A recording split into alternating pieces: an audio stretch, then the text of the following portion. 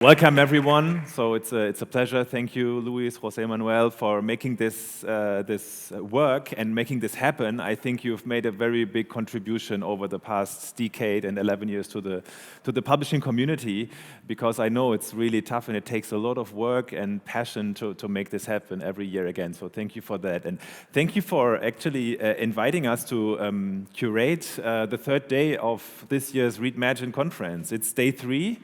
Thank you for coming. It's a Friday. I know everybody wants to go home and have a weekend at some point. But I think we have a very interesting program for you today to close this year's Readmagined conference. Today's focus is new audiences.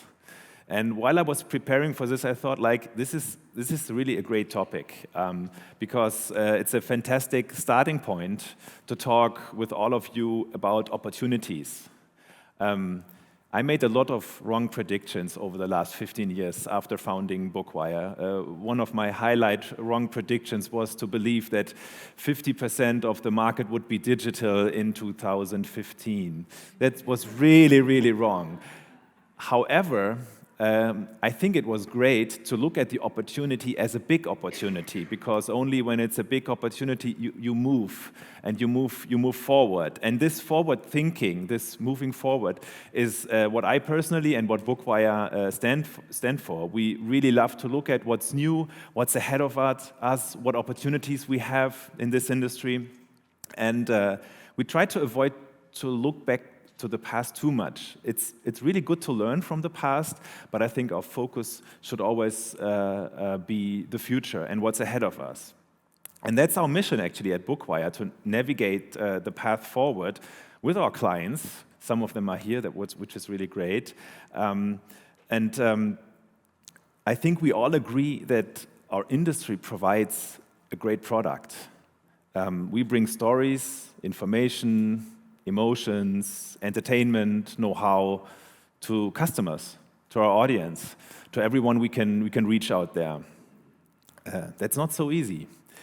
And the really, really good news is, to me, there are new audiences, there are new people, new generations that start discovering our books, our stories, start consuming our information.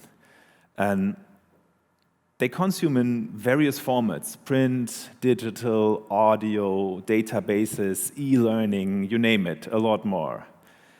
They buy and consume in many different places: bookstores, e-commerce, subscription platforms, libraries, databases. They even get provided books through telco contracts, e-learning platforms. So I think that's a very diverse world: schools, universities. It's not only bookstores. And obviously, they also discover books in many different ways. The times where the bookstore was the only point of discovery, it's long gone. We meet our customers and we meet their demands in various places, depending on genre, age group, country. Yesterday, Marcelo from Brazil explained, while he was talking about Brazil, he said, we have to bring new readers to the game. I think that's a very, very true sentence. And he showed us the example of the telco companies who buy books, put them in bundles to attract their consumers. And he gave us the example of the education initiatives from the state of Sao Paulo. So there's a lot of money going into education to bring books to reader, to create new readers, and to bring young people to read. So I think this is a good example. But all of this, it's never easy. It comes with a big challenge. The world has become increasingly complex. The way we do business, I think we talked about this the last 2 days a lot, has changed. The speed of innovation, the speed of social change has multiplied. As we often heard, it's probably exponential. And what did this mean to our industry in the past years? It meant a lot of change. We are not only dealing with print books anymore. We're dealing with print, digital, print on demand. This all has to be coordinated in a very complex process set up. So it's a multi-format world we're living in. It's not just a book with printed pages anymore. So, and then number two, It's a multi-business model world. We used to sell units to booksellers, and they sold it to consumers. We gave a discount. Very simple business model. Great business model. Nothing wrong about it. But it's not the only one anymore. So we have all kinds of business models with libraries, with subscription platforms, with e-learning platforms. So we license our content in various ways. So it's a multi-business model world today. And last but not least, we have to deal with a lot of points of sale. It's not just the bookstore anymore. I mentioned it already. It's a multi-channel world. We listened to the retail perspective yesterday. Also from a retail perspective, it is a multi or an omni-channel world. So we have new digital channels that have arisen with the audiobook business. For example, just recently, Spotify came into the audio business and is trying to contribute or to disrupt. Let's see what's going to happen. But it's a multi-channel world. So we have hundreds of sales channels, digital, physical, that we have to serve. But most importantly, and probably also most challenging, the consumers, they are everywhere and nowhere. We have to understand the new touch points. Where do we find our new audiences, our new customers? Rüdiger said yesterday, Rüdiger Wischenbart, that the platforms are the filters. So obviously, those powerful platforms play a very, very big role between us and the audience, helping them discover our books, talking about Amazon or Meta or other big platforms. Raoul from Planeta explained yesterday, he said he sees the overlapping trends. On the one hand, we have the changing consumer habits. The millennials, the Gen Z, they are all changing their consumer habits. On the other side, we have the overlapping trend of the powerful platforms. So that's certainly a different world than 10, 15 years ago we're living in.